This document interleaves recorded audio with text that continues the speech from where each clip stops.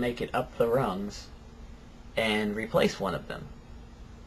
And if they're manipulative and you're going to fit into their culture, that means that you're going to be seen as a threat coming up, and that someone's going to try to either eliminate the threat or use you to eliminate someone else. You will be constantly in the game of manipulation either way, and basically you're swimming amid sharks. If you make it, you get to be a shark and watch your back for the rest of your time there.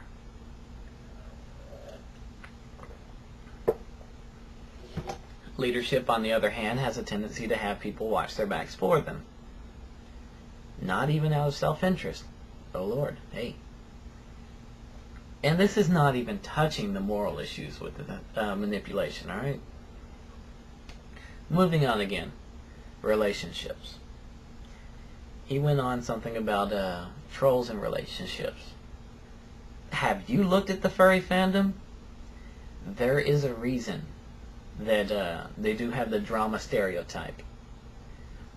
Considering such, why would you think a furry relationship would be less?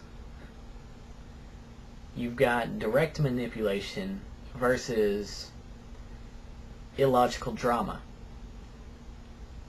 One, you're fighting with not necessarily established rules, but understood rules.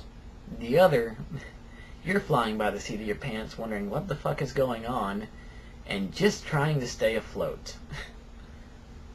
Now this is in the bad relationships, of course. In the good relationships, there shouldn't be manipulation. That shit leads down the road to bad relationship real quick. In a good relationship, drama's going to happen. Sorry, it is. No matter how good you are, it's going to happen.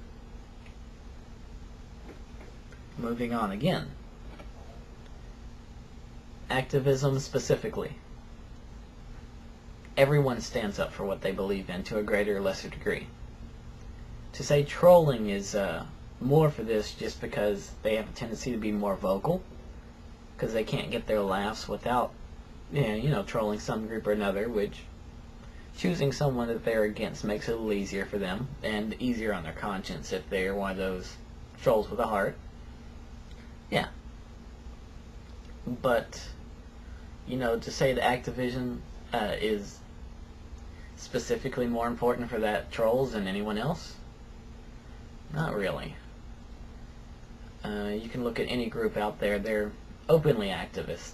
I don't care whether you're gay, I don't care whether it's a religion, I don't care whether it's black, white, Mexican, Chinese, I don't care.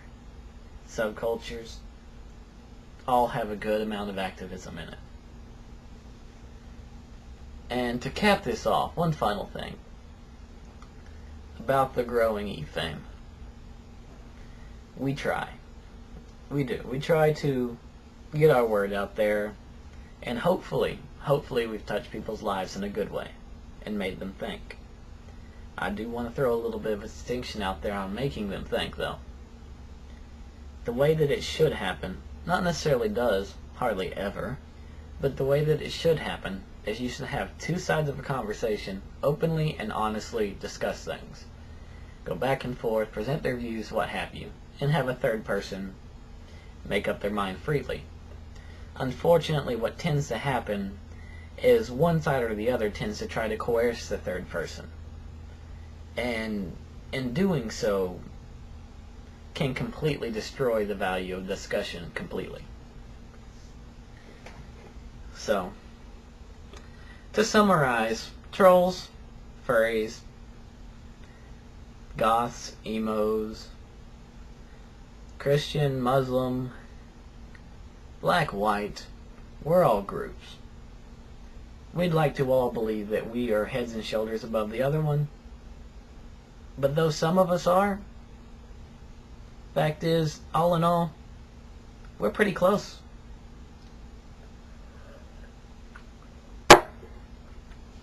And as much as we would like to see it otherwise, as much as we would like to say our group is flat out better, this is wishful thinking, guys. Ralithar Renara is signing out and telling you, do what's fun for you, but try to keep in mind what's right.